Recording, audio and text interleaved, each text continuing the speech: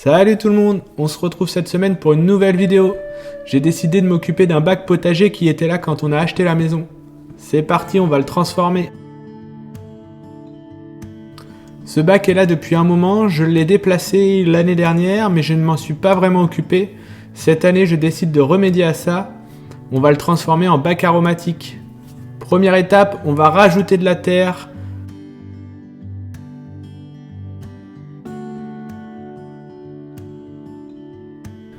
En préparant le bac, je tombe sur plusieurs de ces larves. J'ai demandé sur Instagram, on m'a répondu, mais vous, est-ce que vous savez ce que c'est? Si vous le savez, dites-le moi en commentaire.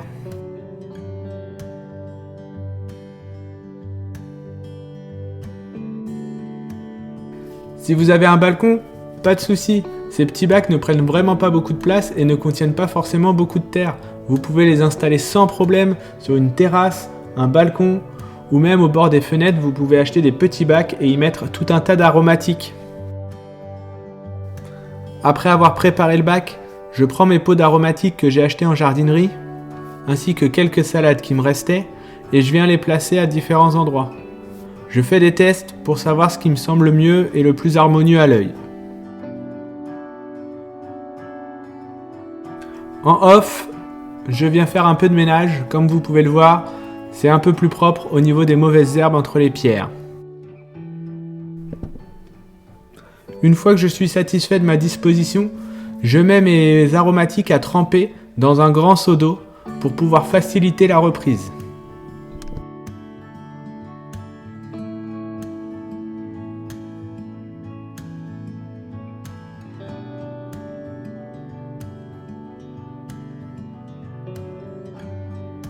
Au passage, je repique des salades.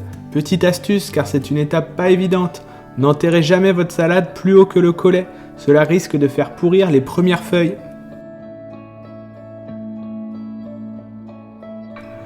Quand mes salades seront prêtes, je viendrai les récupérer et je mettrai autre chose à la place.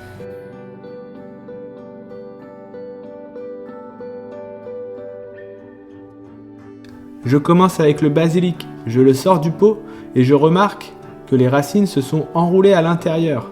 Pour éviter que le plant reste sur lui-même, je vais défaire ces racines pour qu'elles puissent envahir l'espace qui leur est consacré. Les aromatiques, on en trouve un peu partout dans les jardineries. Moi, j'en ai acheté, mais d'un autre côté, j'en ai fait aussi des semis. L'avantage, c'est que vous pouvez trouver tout un tas de variétés que vous ne trouvez pas forcément ailleurs en plan. Quand mes semis seront prêts, j'irai les mettre à d'autres endroits du potager car les aromatiques, par leur odeur, peuvent attirer ou éloigner certains nuisibles, ce qui est très pratique quand on jardine, notamment les pieds de basilic au milieu des tomates.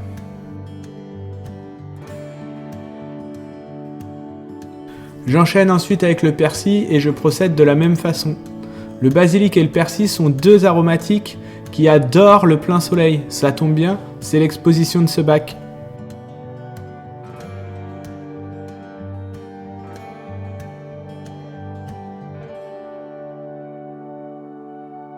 Après avoir planté tout ce que je voulais dans ce bac, je récupère l'eau de mon seau pour arroser abondamment mes aromates et mes petites salades.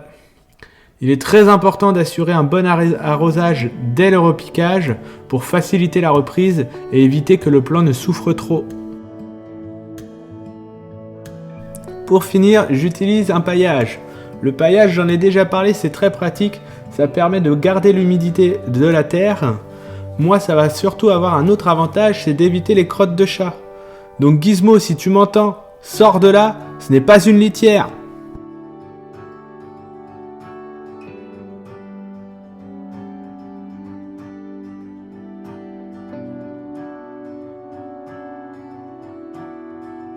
J'ai quand même hésité à utiliser ce paillage car il a une couleur peu naturelle. Je m'en sers dans le jardin pour des massifs d'ornement. J'ai quand même regardé la composition du paquet, il n'y avait rien de spécial, il était même recommandé et utilisé pour une agriculture biologique. Donc c'est parti!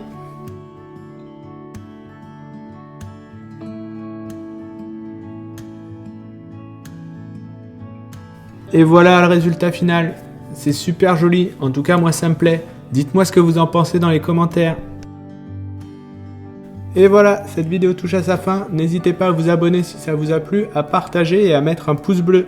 Ça m'encourage et ça m'aide beaucoup. On se retrouve début mai, voire mi-mai, pour repiquer toutes les tomates et les courgettes au potager.